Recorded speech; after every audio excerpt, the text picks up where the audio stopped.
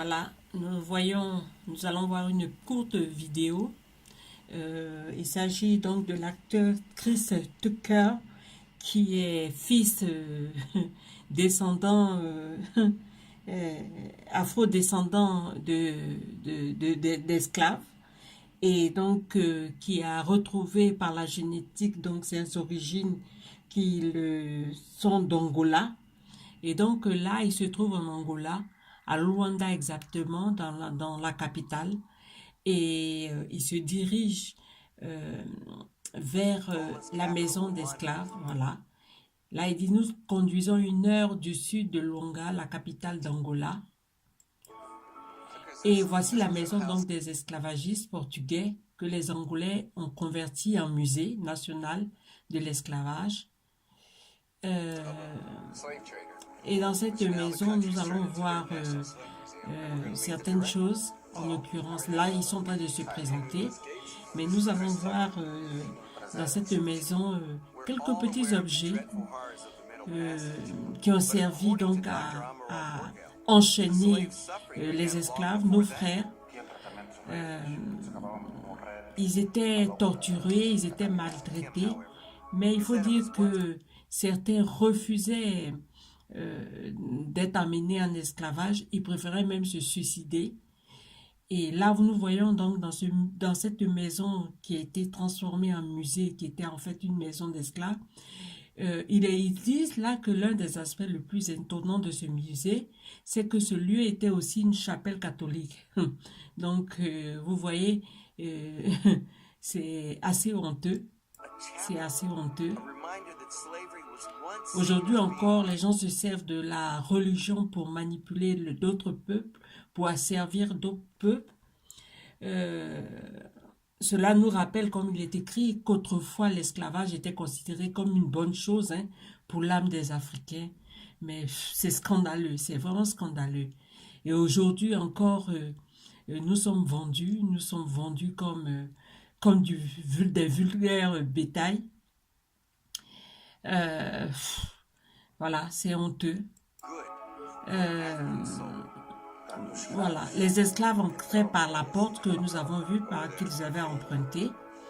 Et le prêtre catholique les saluait ici, donc devant la croix. Ils étaient agenouillés là-bas, en face de la croix du Christ. Après, ils marchaient tout autour. Ils allaient donc vers la sortie pour embarquer vers les bateaux. Et après, ils marchaient tout le long, ils allaient vers la sortie pour le bateau. Donc, on les amenait ici pour être baptisés avec le signe de la croix. Vous voyez, on veut en faire déjà de très bons chrétiens, voilà. Donc, on les amenait ici pour être baptisés avec le signe de la croix, voilà, on voit. Et voilà, avec le signe de la croix, ils étaient soi-disant baptisés. Ils étaient bénis avec de l'eau bénite pour les emmener en esclavage dans les bateaux. Une honte. Voilà. Ensuite, ils ressortaient par cette porte-là. Et ils te bénissent avant de t'amener à la mort. Mais c'est, c'est tout simplement ignoble. Sachant très bien ce qui attendait ces hommes, et ces hommes religieux-là ont, ont participé euh, à ce génocide-là, à cette barbarie sans nom, euh, à cette vente négrière. Il ne s'agit pas seulement de l'Angola qui a subi cela. Un peu partout en Afrique. Par exemple, nous avons donc en Afrique centrale, nous avons le Congo, le Cameroun, y compris l'Angola, comme j'ai dit, la Zambie, voilà. En Afrique occidentale, nous avons des pays comme le Niger, le Mali, le Bénin. En Afrique équatoriale, nous avons la Guinée-Bissau, le Gabon. Euh, voilà, ce sont des choses que nos parents, nos aïeux, nos grands-parents ont subi. Voilà, voilà. Ils sont en train de se dire au revoir. Ils sont en train de se dire au revoir. Voilà. Et là, il ajoute cet endroit est si paisible et si calme. Celui était la plateforme de l'industrie la plus sanglante du commerce de l'histoire humaine. Eh oui, eh oui, voilà. Et c'est ça l'histoire, le commerce des esclaves africains. Voilà, triste réalité. C'est un documentaire euh, qui a été réalisé pour montrer ce qui se passait et euh, comment moi j'ai pris juste une partie qui concerne euh, l'implication de la religion avec le commerce des esclaves. Il y en aura d'autres. Il y aura d'autres vidéos qui montreront aussi ces implications-là. En tout cas, que Dieu vous bénisse.